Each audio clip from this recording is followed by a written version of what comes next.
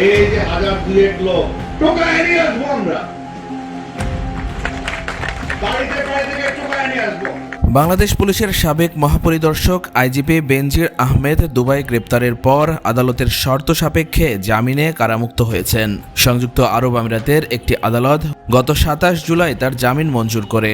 প্রয়োজনীয় আইন প্রক্রিয়া শেষে 30 জুলাই তিনি কারাগার থেকে মুক্তি পান।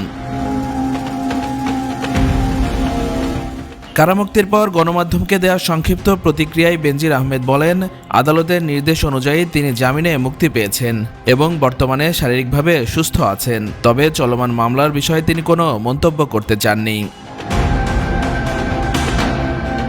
দুবাইয়ের একাধিক সূত্র জানিয়েছে, আদালত তার জামিনের ক্ষেত্রে কয়েকটি কঠোর শর্ত আরোপ করেছে। এর মধ্যে সবচেয়ে গুরুত্বপূর্ণ হলো তার পাসপোর্ট আদালতের হেফাজতেই থাকবে এবং আদালতের পূর্বানুমতি ছাড়া তিনি সংযুক্ত আরব আমিরাত ত্যাগ করতে পারবেন না।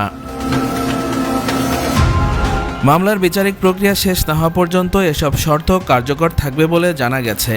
সংশ্লিষ্ট সূত্রগুলোর দাবি, বাংলাদেশ সরকারের পাঠানো প্রত্যর্পণ সংক্রান্ত নথি, মামলার তথ্য উপাত্ত এবং উভয় পক্ষের আইনি যুক্তি পর্যালোচনার পর আদালত এই শর্ত সাপেক্ষে জামিনের সিদ্ধান্ত নেয়।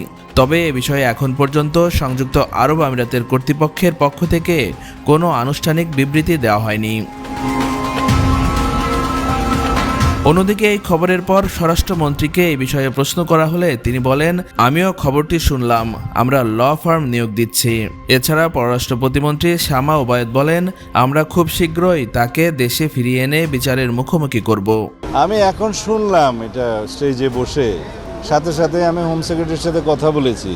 হোম সেক্রেটারি দুবাই আমাদের যে ইউএই অ্যাম্বাসেডার, তার সাথে কথা বলেছে। আমরা ল ফার্ম নিয়োগ করেছি, তারা আইনানুগভাবে গিয়েছে। আমরা ল ফার্ম নিয়োগ করেছি, আমাদের চেষ্টা আমরা করছি। আমরা আশা করছি এগুলো আমরা বেল ক্যান্সেল করতে পারবো এবং দ্রুত সময় থাকে ফেরত নিতে পারবো। বাংলাদেশ সরকারের সাথে সংযুক্ত আরব আমিরাতের সরকারের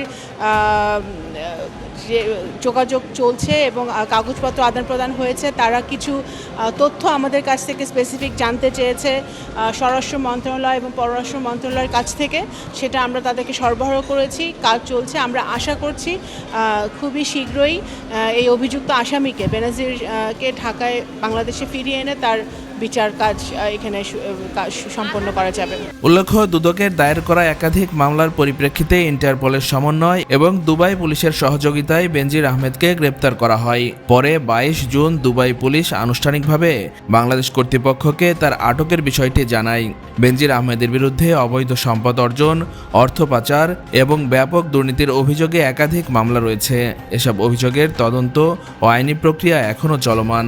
এদিকে দুবাইয়ের কারাগার থেকে জামিনে মুক্ত হয়ে বেনজির আহমেদ এখন ইউরোপের একটি দেশে পাড়ি জমানোর চেষ্টা করছেন বলে জানিয়েছে তার পারিবারিক সূত্র।